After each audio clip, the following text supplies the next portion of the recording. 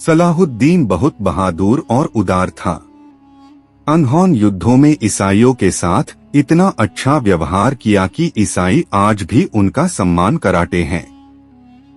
वह जिहाद का इतना शौकीन था कि एक बार उसके निचाले धड़ में फोड़े हो गए थे, जिसके कारण वह बैठकर खाना नहीं खा सकता था। लेकिन इस हालत में भी जिहाद की गतिविधि में कोई अंतर नहीं आया। सुबह से दोपहर तक और शाम से सूर्यास्त तक वे घोड़ों पर सवार रहते थे। वह स्वयं आश्चर्य करता था और कहता था कि जब तक वह घोड़े की पीठ पर बैठा रहता है तब तक सारा दर्द चला जाता है, और जब वह घोड़े से उतरता है तो फिर दर्द शुरू हो जाता है। ईसाइयों के साथ शांति स्थापित कराने के बाद सलादीन ने ईसाइयों को बेट अल मुकद्दस की यात्रा कराने की अनुमति दी। वर्षों से अनुमति की प्रतीक्षा कर रहे यूरोपीय तीर्थयात्रियों की भीड़ इतनी अधिक हो गई कि राजा रिचर्ड के लिए व्यवस्था बनाए रखना मुश्किल हो गया, और उन्होंने सुल्तान से कहा कि उनकी लिखित अनुमति के बिना किसी को भी यरूशलेम में प्रवेश न कराने दिया जाए। सुल्तान ने उत्तर दिया, तीर्थयात्रा के लिए लंबी दूरी तय करके आने वाले तीर्थयात्रियों को रोकना उचित नहीं है। सुल्तान ने न केवल इन तीर्थयात्रियों को सभी प्रकार की स्वतंत्रता दी, बल्कि अपनी ओर से लाखों तीर्थयात्रियों के आवास, आराम और दावत की भी व्यवस्था की। सलादीन का गैर मुसलमानों के प्रति व्यवहार इस्लामी शिक्षाओं के अनुरूप था, और यह इस बात का प्रमाण है कि इस्लामी सरकार में गैर मुसलमानों के अधिकारों की रक्षा मुसलमानों की तरह ही की गई है। नूरुद्दीन की तरह सलाहुद्दीन का जीवन भी बहुत सरल था।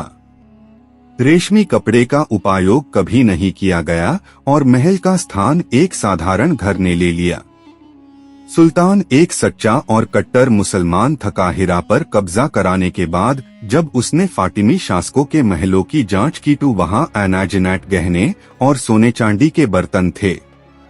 सलाहुद्दीन ने इन सभी चीजों पर कब्जा कराने के बजाय उन्हें बैतुल माल में डाल दिया। महलों को आम उपयोग में लाया गया और एक महल में एक भव्य मैथ की स्थापना की गई। फातिमिद युग के दौरान मदरसे स्थापित नहीं किए गए थे। नूर अल-दीन जंगी के समय सीरिया में मदरसे और अस्पताल स्थापित किए गए थे, लेकिन मिस्र अभी भी वंचित था। सलाहुद्दीन ने यहाँ कई मदरसे और सेनेटोरियम स्थापित किए। इन मदरसों में छात्रों के रहने और खाने की व्यवस्था भी सरकार की ओर से की जाती थे। सलाहुद्दीन द्वारा काहिरा में स्थापित अस्पताल के बारे में एक यात्री बिन जुबैर लिखते हैं कि यह अस्पताल दवाओं के विशाल संग्रह के साथ एक महल जैसा दिखता था। उन्होंने महिला अस्पतालों तथा पागलखानों का भी उल्लेख किया है। सलाहुद्दीन घोरिया साम्राज्य के शासक शहाबुद्दीन गोरी और मोरक्को के शासक याकूब अल मंसूर का समकालीन था, और निस्संदेह ये तीनों शासक अपने समय में दुनिया के महानतम शासकों में से थे। सलाहुद्दीन की मौत हुई। उन्हें सीरिया की वर्तमान राजधानी दमिश्क में उमैयाद मस्जिद के आसपास दफनाया गया था।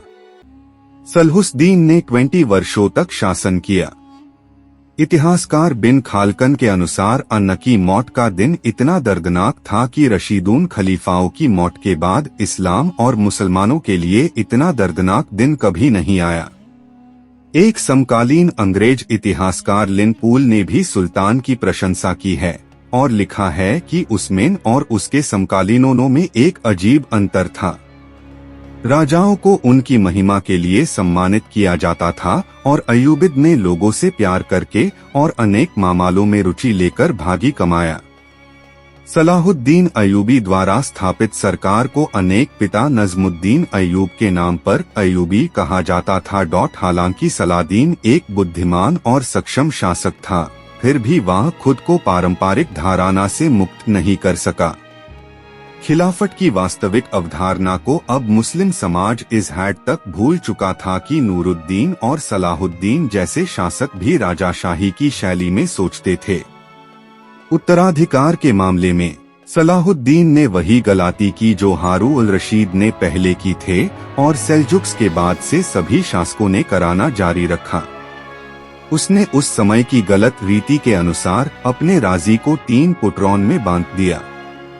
परिणाम यह हुआ कि शक्तिशाली साम्राज्य विभाजित और कमजोर हो गया। फिर भी अयूबिद वंश के कुछ योगी शासकों, विशेष रूप से सलादीन के भाई मलिक आदिल और अनेक बेटे मलिक कामिल ने मिस्र, सीरिया, हिजाज और यमन को लगभग 60 वर्षों तक बड़े पैमाने पर एकजुट रखा।